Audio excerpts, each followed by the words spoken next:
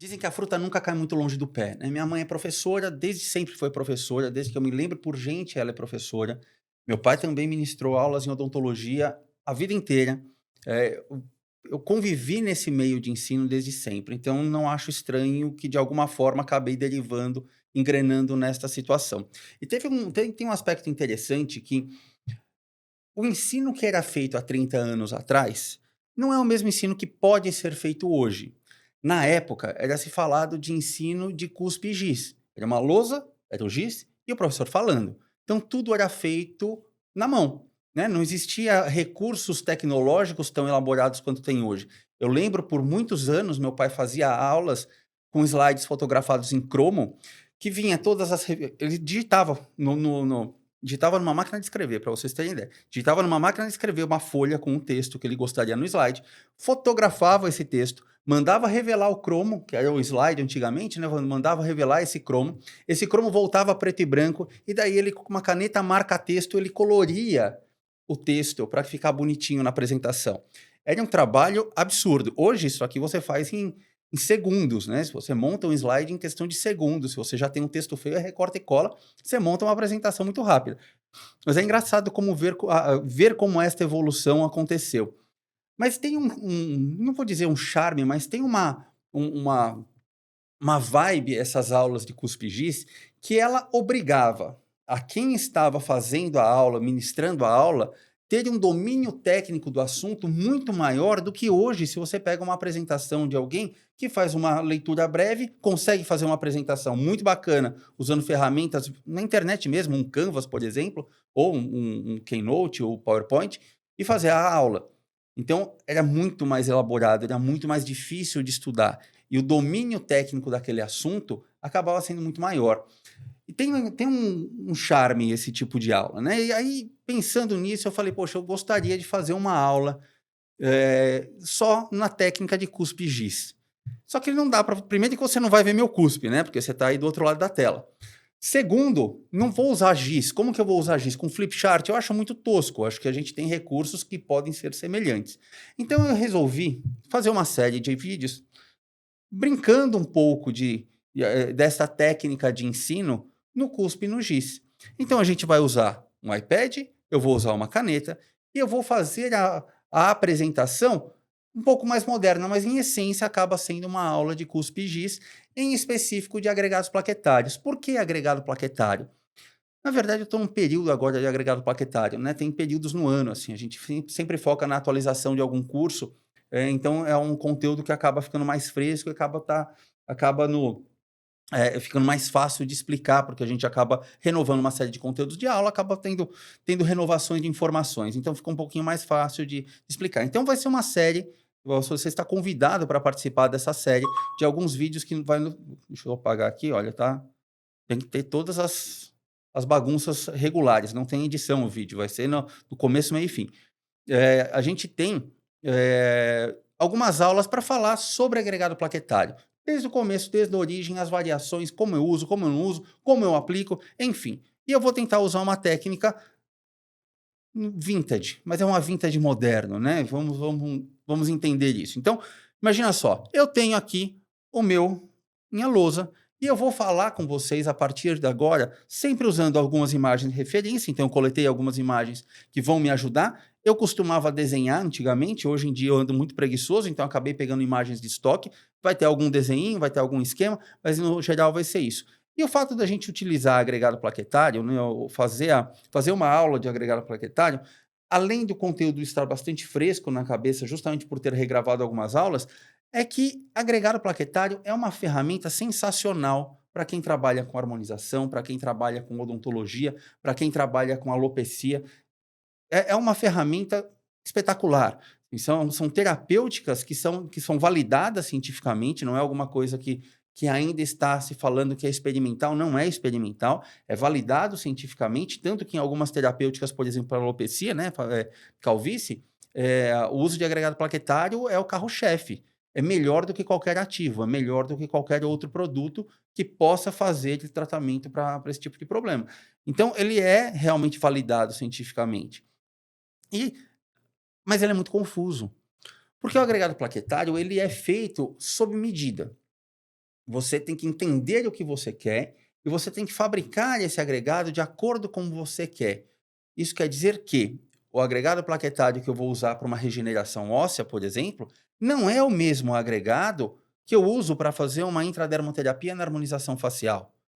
Ah, mas não é tudo derivado de plaqueta? É tudo derivado de plaqueta. Mas é do mesmo jeito que eu já uso isso daí de exemplo há muito tempo, é como se fosse um pão. O pão é feito de água, fermento e farinha. Essencialmente água, fermento e farinha.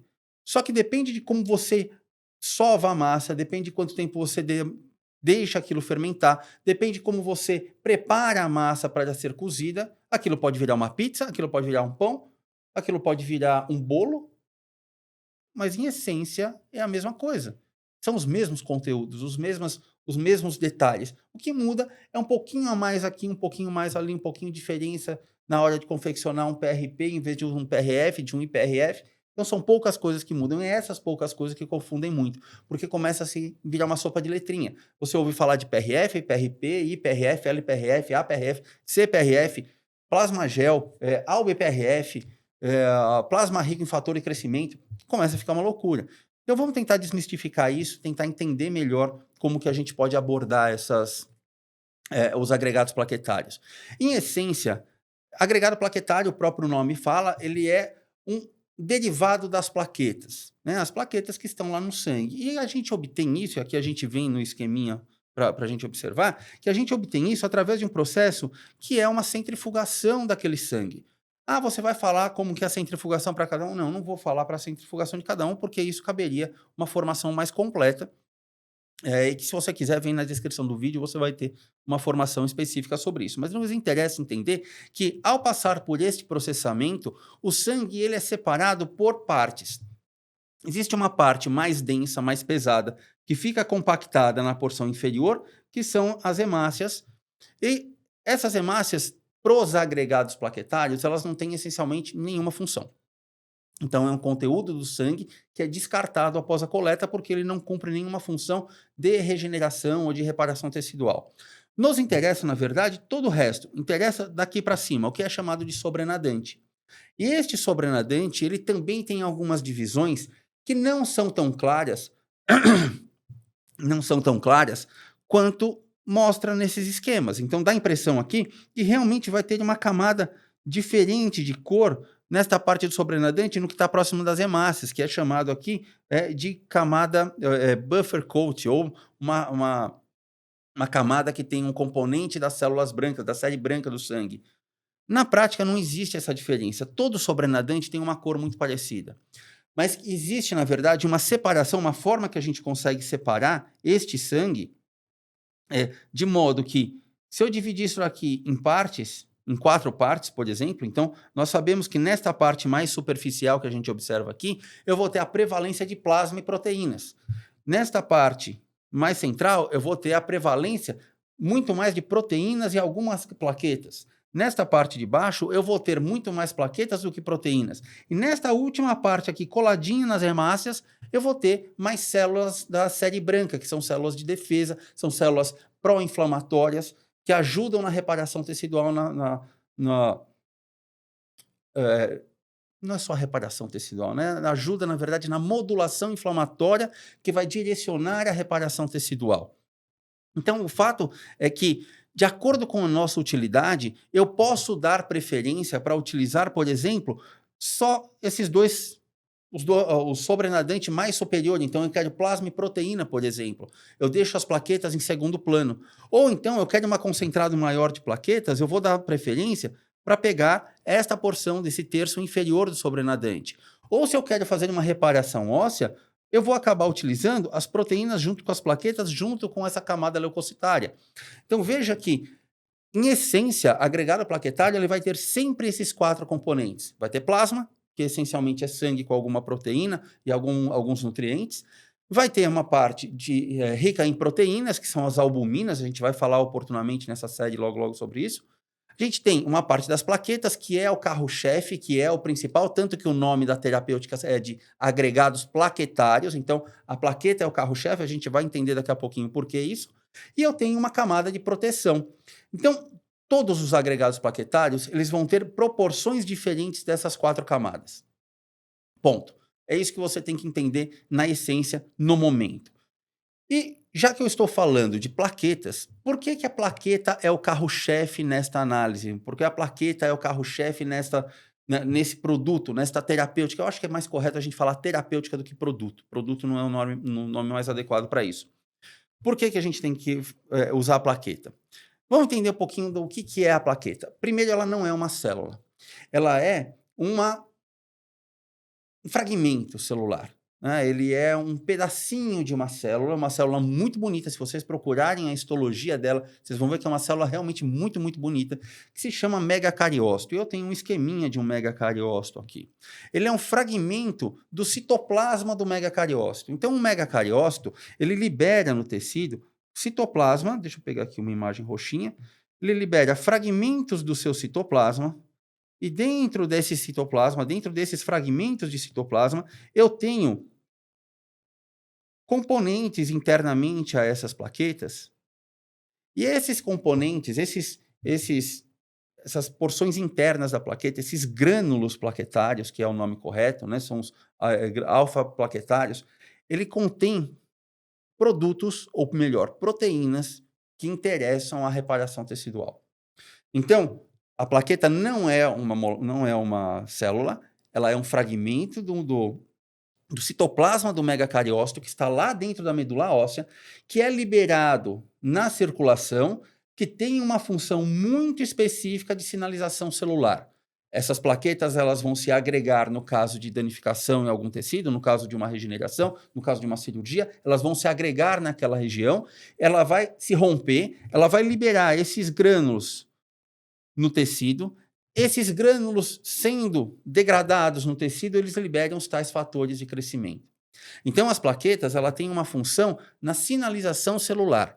E é esta parte é importante nesse início da aula, para que você entender que para que funcionam esses fatores de crescimento? Quais são os principais fatores de crescimento? Não são só fatores de crescimento, existem também interleucinas, que são pró-inflamatórias ou anti-inflamatórias, de acordo com a reação no tecido. Mas a gente acaba falando muito de fator de crescimento, apesar de que a interleucina também tem sua relevância na quimiotaxia e na notificação, na sinalização celular. E uma outra questão é que a plaqueta ela tem um aspecto de... parece um carrapicho, sabe aquele carrapicho? Que gruda na calça quando você entra no mato, assim, gruda na calça, gruda na meia, gruda no sapato. Pois então, ela parece um carrapicho e ela tem uma função muito interessante pelo fato dela ter estas propriedades. Ela permite a sua agregação. É como se uma plaqueta tivesse uma capacidade grande de se unir a outra, se unir a outra, se unir a outra, que por sua vez se une no tecido. Quando ela está no tecido, é que ela vai começar a se degradar e liberar aqueles grânulos que a gente acabou de ver. Naquele tecido, de acordo com a informação, esses grânulos vão tomar um caminho, um rumo, falar, olha, eu estou aqui num endotélio vascular que foi rompido, acabei de liberar fatores de crescimento, eu preciso que entre em ação aqui fatores de crescimento que corrijam o endotélio vascular para melhorar, interromper o sangramento que está acontecendo ou reparar a artéria que acabou de ser danificada, ou então esse fragmento vai se encontrar na porção epidermal e falar, opa, estou com uma comunicação aqui, eu preciso que se formem células do epiderme para fechar essa lesão, para que eu possa fazer a reparação. Então, esses fatores de crescimento, eles são de acordo com o ambiente, que envolve o pH, que envolve a lesão propriamente dita, que envolve a notificação celular que está acontecendo no local, ele vai ter uma determinada função. Esses fatores de crescimento, eles têm ações muito parecidas, mas eu acho que convém a gente explicar, e eu vou mostrar aqui numa tabelinha, eu vou fazer uma tabelinha com vocês, convém a gente explicar, na verdade, como que esses fatores de crescimento, eles vão agir no tecido. Então, agora eu vou fazer uma tabelinha para indicar os principais fatores de crescimento. O principal e o mais conhecido é o chamado PDGF, que ele é o derivado de plaquetas. Eu não vou escrever isso aqui, vai ficar difícil. Você vai ouvir. Senão vai complicar muito a minha aula, eu vou demorar muito para escrever. Olha só que professor preguiçoso que não quer usar o giz.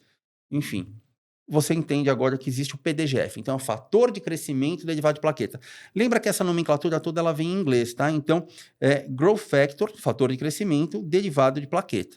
Então, toda a nomenclatura que a gente utiliza é derivada do inglês, a gente acaba usando isso. A sigla é em inglês, apesar de falar o nome em português. O outro que nós temos que também participa dessa reparação tecidual, ele se chama TGF. E, em específico, o TGF-beta, que é o TGF, ele seria o fator de crescimento transformador beta. Para que serve? Eu já vou chegar lá. Espera aí que a gente vai montar uma tabelinha disso aqui direitinho para você entender. Existe um outro que é o VEGF, que é o fator crescimento endotelial vascular. Olha o nome dele, endotélio vascular. O que ele já deve fazer, então? Ele vai ajudar na reparação do endotélio vascular, né? Do revestimento vascular, certo? Então, o VEGF é um também muito importante. Existe um outro que é o IGF, que ele é um semelhante à insulina. Então, é um fator de crescimento semelhante à insulina. Também tem algumas funções, mas aí você fala, poxa, é semelhante à insulina porque ele tem propriedades, tem características semelhantes à insulina, mas cumpre processos específicos no tecido. Existe o FGF, e que esse daqui é o de crescimento fibroblástico, fator de crescimento fibroblástico, certo? E, por último, o sexto principal fator de crescimento, que é o EGF, que é o fator de crescimento epidérmico, que vai induzir células epidérmicas. Então, veja só que aqui a gente tem 6 fatores de crescimento que têm funções muito específicas na reparação tecidual.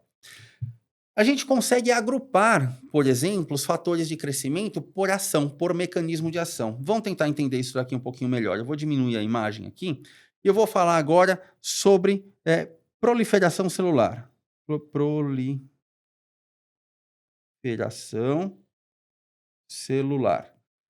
Quais são os fatores de crescimento que trabalham com a proliferação celular? Nós temos o PDGF atuando nisso, nós temos o TGF-beta atuando nisso, nós temos o VGF, o IGF do insulina trabalhando nisso, o fibroblástico e o epidermal. Então, são 5 fatores de crescimento que têm uma predisposição para a proliferação celular. Eles também conseguem, né? Obviamente, o fator de crescimento ele não é único, ele não tem uma única ação. Mas a gente consegue também pegar, por exemplo, quimiotaxia. Quimiotaxia, essencialmente, é uma sinalização celular no sentido de que libera o fator de crescimento pega uma célula indiferenciada ou pega uma célula específica e fala, olha, você tem que trabalhar lá naquela região porque eu estou precisando de você. Então, a quimiotaxia, essencialmente, é desta forma. Então, a gente vai ter quimiotaxia. Quem que vai promover a quimiotaxia? O PDGF promove quimiotaxia. O FGF promove quimiotaxia. O EGF também promove quimiotaxia. Ele traz para o tecido aquela célula que interessa. Então, por exemplo, eu estou na porção epidérmica, o EGF, o fator epidérmico, né, fator de crescimento epidérmico, ele vai induzir as células epidérmicas a fazer o fechamento. Então, vai falar, olha, vem para cá que eu preciso da sua ajuda para fazer essa reparação. O FGF vai ajudar na formação de colágeno, porque ele vai ter a indução de fibroblastos, por exemplo. Eles têm uma função também, por exemplo, o FGF, sobretudo, na formação óssea, porque o osteoblasto é o fibroblasto do osso. Essencialmente, eles têm as mesmas funções, características diferentes, mas a função é reparar aquele tecido unificado. Na pele é o colágeno, no osso é o osso, né? No tecido ósseo é o osso que ele vai ajudar. Então, o osteoblasto e fibroblasto são células primas com atividades muito parecidas.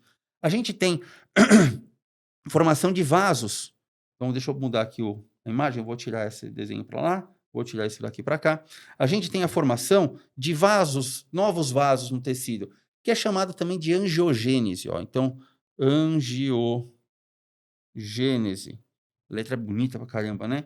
Então, o VEGF é o principal desses fatores que leva à angiogênese. Mas o PDGF também tem a sua interferência. O EGF também ajuda nesse aspecto, porque ele faz células do endotélio vascular. Então, a angiogênese também é induzida por 3 desses fatores de crescimento. Todos eles coparticipam, todos eles têm uma coparticipação. A gente tem uma outra questão que, junto com a angiogênese, tem que aumentar a perfusão tecidual. O que quer dizer perfusão tecidual? Eu tenho que fazer com que os poucos vasos que estão presentes naquela região liberem mais nutrientes, porque eu estou tendo uma atividade celular muito grande e eu ainda não tenho vasos reconstruídos no local. Então, eu tenho uma parte de perfusão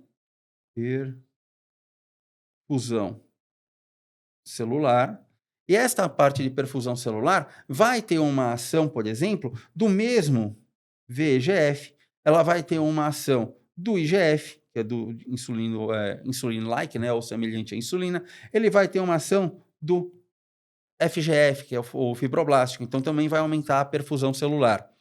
Então, formação de matriz extracelular junto com o colágeno, eu tenho, junto com o fibroblasto, eu tenho a formação de colágeno, que é a matriz extracelular. Então, por exemplo, deixa eu colocar aqui, ó, matriz extracelular.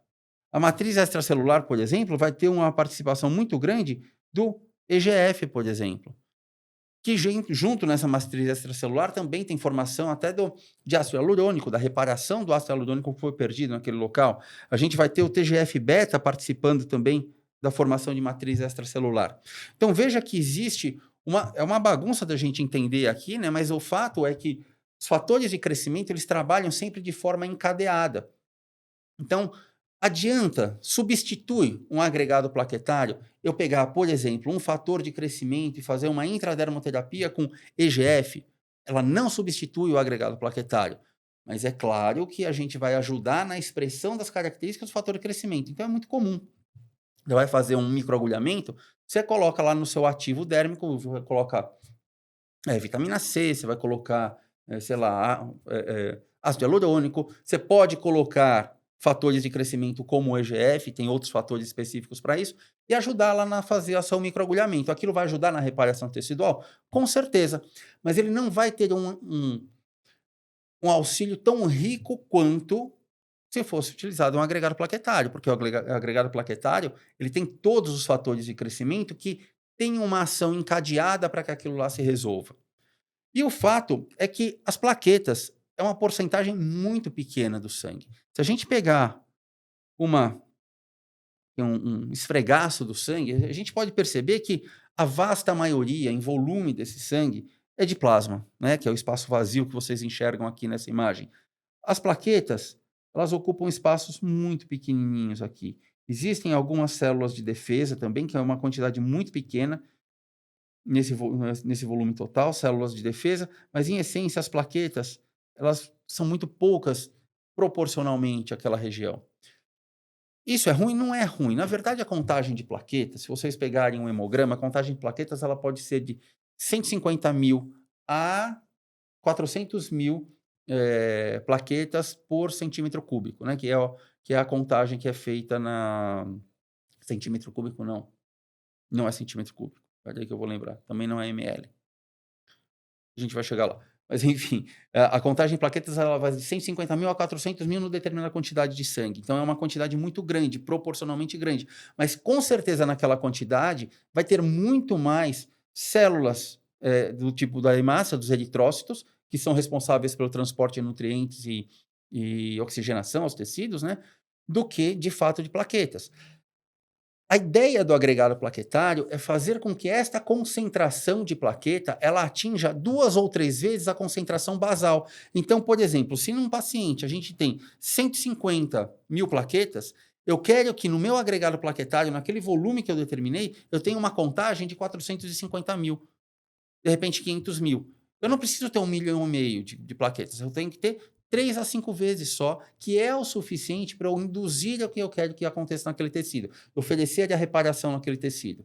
Então, esse agregado plaquetário, ele também é dose dependente. A gente não pode ter exagero de plaquetas, eu não posso ter uma quantidade menor do que a quantidade basal. Eu tenho que ter 3 a 5 vezes a quantidade basal de plaquetas para que ele tenha algum grau de efetividade, que é uma grande dificuldade quando se fala sobre vamos dizer assim, as evidências científicas sobre isso. Porque no começo, né, muitos anos atrás, quando isso ainda estava numa fase de pesquisa, muitos anos mesmo, coisa de 15, 20 anos atrás, não se sabia desta concentração. Não sabia qual era a concentração ideal. Falava, eu vou acrescentar, vou dobrar a quantidade e vou ter resultado. Só que daí os resultados ficavam oscilando, não tinham uma continuidade de resultados.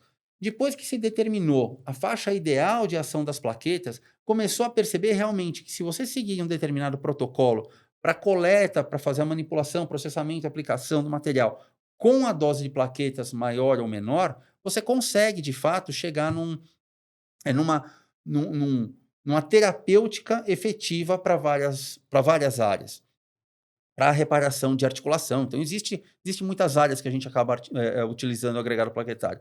O fato é que agregado plaquetário é muito bacana. É muito, muito bacana. E a gente vai falar um pouquinho mais das diferenças desses agregados plaquetários no nosso próximo vídeo. Então você espera aí. Se você gostou do vídeo, se você chegou até aqui, teve paciência de chegar até aqui, você pode dar o seu joinha, você pode fazer o seu comentário, você pode falar que você não gostou também, mas se você chegou até aqui, se é alguma coisa você gostou, ou você está me odiando muito para estar até aqui. Mas enfim, deixa o seu like, seu dislike, fala o que você acha, fala o que você pensa. De repente, o conteúdo que você pergunta para a gente vira uma próxima aula, vira uma próxima live, e a gente sempre vai estar se enriquecendo aqui com conhecimento. Certo? É isso aí. Até a próxima.